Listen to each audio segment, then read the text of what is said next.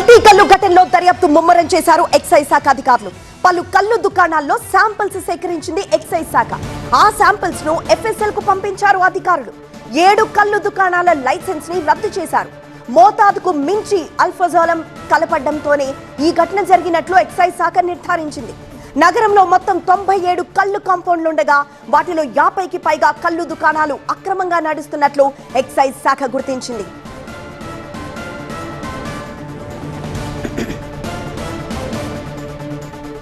మరింత సమాచారం మా ప్రతినిధి జ్యోతి లైవ్ ద్వారా అందిస్తారు. జ్యోతి, ఇప్పటికే ఈ ఘటనకి సంబంధించి చాలా మంది అయితే చికిత్స పొందుతున్నారు. కానీ ఇతర కల్లు దుకాణాల పరిస్థితి ఏంటి? వాటిపై ఎలాంటి నిఘా ఉంది? ఎలాంటి చర్యలు ఉన్నాయి?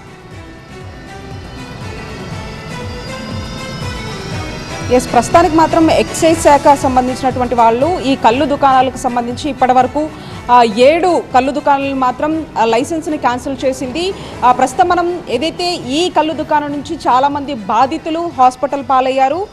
ప్రస్తుతం మనం సాయి చరణ్ కాలనీలో ఉన్నటువంటి ఈ కల్లు దుకాణానికి సంబంధించి మొదటగా ఇక్కడ ఇన్సిడెంట్ స్టార్ట్ అయింది. ఈ పరిసర ప్రాంతాల్లో చాలా కల్లు దుకాణాలు ఉన్నాయంటూ కూడా ఎక్సైజ్ అధికారులు పూర్తి స్థాయిలో కూడా తనిఖీలు చేశారు. ఈ నేపథ్యంలో ఆ కల్లుకు సంబంధించినటువంటి శాంపిల్స్ని అన్నింటినీ కూడా ఎఫ్ఎస్ఎల్కి పంపించడం జరిగింది. అయితే ఇప్పటి వరకు మాత్రం 7 కల్లు కాంపౌండ్లకు సంబంధించినటువంటి లైసెన్స్ను రద్దు చేశారు. అంతేకాకుండా మోతాదుకు మించినటువంటి అల్ఫాజోలం కలపడం వలన ఈ ఘటన జరిగినట్లుగా కూడా ఎక్సైజ్ శాఖ అధికారులు నిర్ధారణకు వచ్చినట్టుగా తెలుస్తోంది. ఇప్పటికే ఆయా హాస్పిటల్లో బాధితులు చికిత్స పొందుతూ ఉంటే మరికొంతమందికి సీరియస్గా ఉన్నటువంటి పరిస్థితి మనం ప్రస్తుతం చూస్తూ ఉన్నాము. అయితే అల్ఫాజోలం అనేది 1 కేజీ ధర దానిది 10 లక్షలు ఉంటుంది.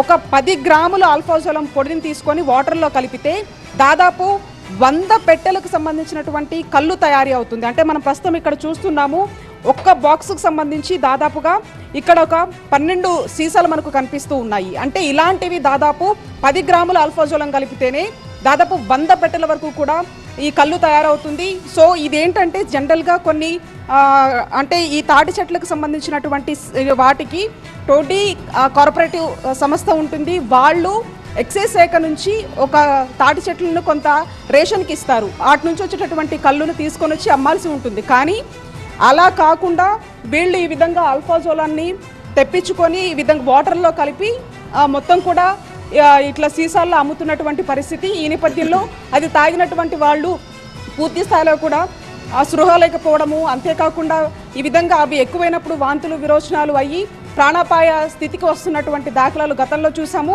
ఇప్పుడు అది కాస్త ప్రస్తుతం ఉన్నటువంటి ఈ సిచ్యువేషన్లో 51 మంది ట్రీట్మెంట్ తీసుకుంటున్నటువంటి పరిస్థితి. అంటే మొత్తం కూడా ఒక ఆల్ఫాజోలం అనేది చాలా అంటే అది నిషేధిత డ్రగ్గా కూడా చెప్పుకోవచ్చు. కానీ వాటికి సంబంధించి వీళ్ళు విచ్చలవిడిగా ఈ విధంగా ఈ కళ్ళు అమ్మకాలలో వాడుతూ వాళ్ళ ప్రాణాలతో చెలగాటం ఆడుతున్నటువంటి పరిస్థితి. ఈ నేపథ్యంలో ఎక్సైజ్ శాఖ దీని మీద పూర్తి స్థాయిలో కూడా దృష్టి పెట్టింది. అంతేకాకుండా దానికి సంబంధించి ఏవైతే కల్లు కాంపౌండ్కి సంబంధించినటువంటి 97 నగరాల్లో గుర్తించడం జరిగింది. అందులో 50కి పైగా కనీస పర్మిషన్స్ లేకుండా ఇష్టానుసారంగా కళ్ళు అమ్మకాలు జరుపుతున్నారంటూ కూడా ఒకవైపు ఎక్సైజ్ అధికారుల దృష్టిలో, అంతేకాకుండా వాళ్ళు పూర్తి స్థాయిలో కూడా అంశాలకు సంబంధించి వెల్లడించారు. అయితే ఈ ఆల్ఫాజోలం అనేది ప్రధానంగా ఇతర రాష్ట్రాల నుంచి కూడా గుట్టు చప్పుడు కాకుండా తీసుకొని వచ్చి ఒక ట్యాంకులలో ఒక వాటర్లో పోసి ఇదంతా కూడా అమ్ముతూ ఉంటారు. ఈ అంశాలకు సంబంధించి పూర్తి స్థాయిలో అన్ని కోణాల్లో కూడా మేము దర్యాప్తు చేస్తున్నామంటూ ఎక్సైజ్ శాఖ అధికారులు చెప్తున్నారు. ఇప్పటికే ఈ కళ్ళకు సంబంధించినటువంటి శాంపిల్స్ అన్నింటినీ కూడా ఎఫ్ఎస్ఎల్కి అయితే పంపించడం జరిగింది. జ్యోతి.